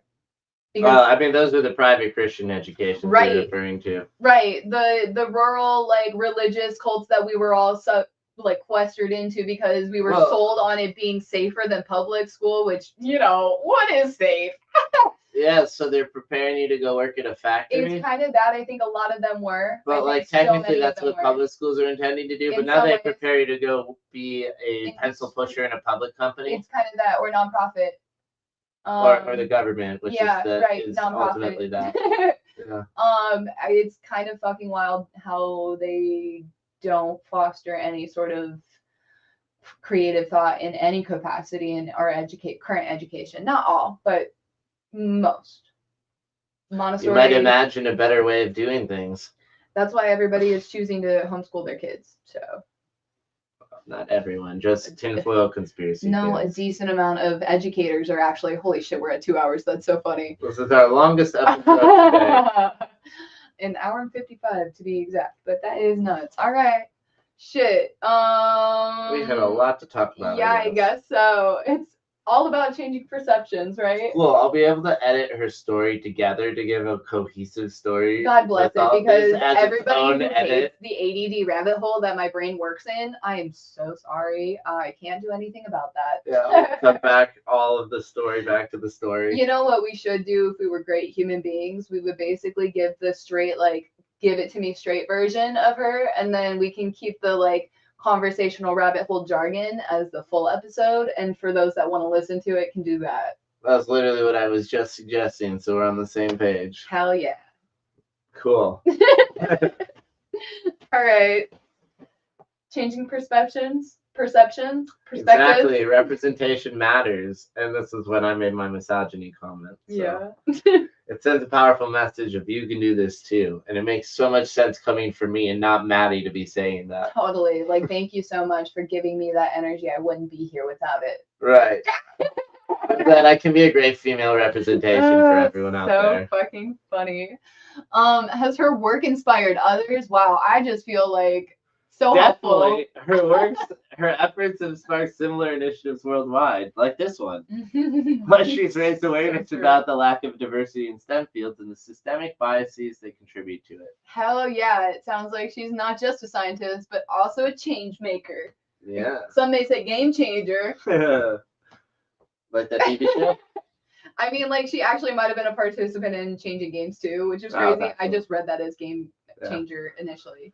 That's the perfect way to describe her. Dr. Wade's story proves that you don't have to be a politician or a celebrity to make an impact. She's shown that persistence, passion, can drive real change, even though something as simple as editing Wikipedia. Okay, I just want to ask, what impact has a celebrity made other than negative in a lot of capacities, other than keeping us entertained? It's very fascinating for them to have thrown that in there. Keanu Reeves has given us one of the best memes of all time, and he's one of the most renowned altruists. You can give me those one specific celebrities, and I will, like, sure. Like, Dolly Parton fits that category as well. But, like, let's be real, the majority of those celebrities are like the Kim K's and the Leo DiCaprios that are actively having their bits all exposed. Careful, she might come after you with her new law degree next year when she finally gets it. That Slytherin little lizard, I fucking, like, you're gonna die under my Edison bulb, so I don't fucking care. That's gonna give her energy. No, not on the Edison bulbs, unless she, like, brings her own LED next to her. No, those are the grays. I think she's a participant in it. She probably has to bring her selfie stick or the white circle. I think the reptiles need incandescent lamps. No, they're outlawing them. There's no way that they want them if they're outlawing them. There's called competing factions. I don't think there's competing interests that are trying to kill the lizards. Yes, there's lizards and grays. Once they're gonna get red light therapy, it'll be fine. That's why it's all the rage right now. Sure, I know. That's probably a good workaround, and at the same time, I think the incandescent light bulb resistance is probably, more of a reptile thing. She's basically taking on a monumental task because it's definitely no simple feat. That's for sure. You're just gonna, like, drop the conversation? Yeah. That's fair. Simple. It sounds like true, but for Jessica Wade, it's all in a day's work. True inspiration. Thanks for sharing your story, Liam. Anytime, Emma. The world needs more people like Dr. Jessica Wade. Yep, and less of the Liams trying to push their agendas on the world. We would love a continuous conversation, ChatGPT, next time of a little bit more weight. Yeah, that's how I prompted it. It's crazy. But since 2017, she's done 1,800. That's fucking nuts. Can we get that? I want that breakdown. So 2017 to 2024, that's 7 years. She's been doing this for 7 years, and then 1,800. So I'm like loosely.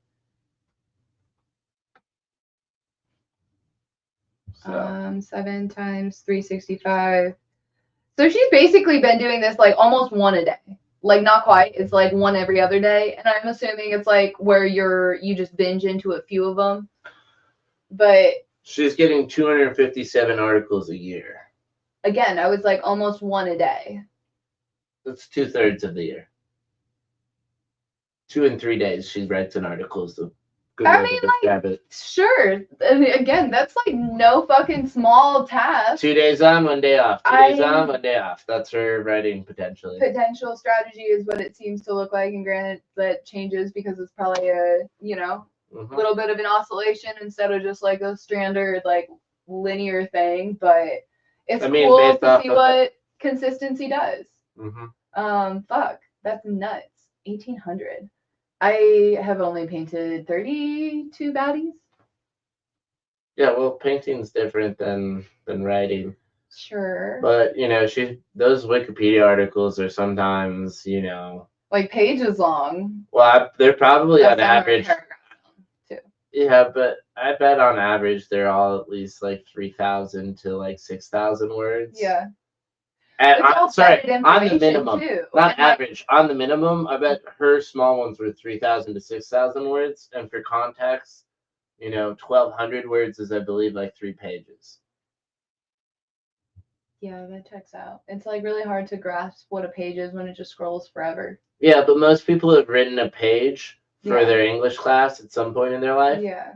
And so I'm making a description here. I had to write a 30,000 page book within, I think it was. To write? Yeah, right. Yeah, I had to write. I told you this. You wrote 30,000 pages? A 30,000 word. Oh, but words is different than pages. Word, page, or like. It's like a small book. Yeah, I mean, it was like probably like 120 some pages or so. What about? Literally no context, so I wrote it off of my life because that was easiest. Who made you write this? This was my English teacher, the weird one. Very weird project. Just an open-ended 30,000 word project. Yep, I think he just wanted to read about people's lives. Gave you all year to read it, and essentially didn't have any other like way. Rural fucking teachers. There was no structure in any of these classes. How they help you make progress towards that? We had the whole fucking 50 minutes to write on our laptops. That was what we fucking did for check in with you guys like individually to see where you were at, make sure you're making progress, give you strategies of how to write the thing. No. Yeah, well then he just said he was gonna like probably like. Because that's what I got in my class. Again, I'm like, I didn't really go through an education system. I just went through whatever cult system / like babysitting group it was, and then had to like recontextualize after that.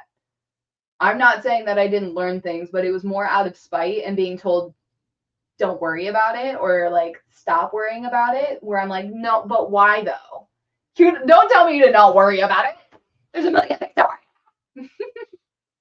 And with that, it's been another episode of Weekly Mojo. We've learned a lot in the rabbit holes we followed today. In true Wikipedia fashion, we got incredibly off track.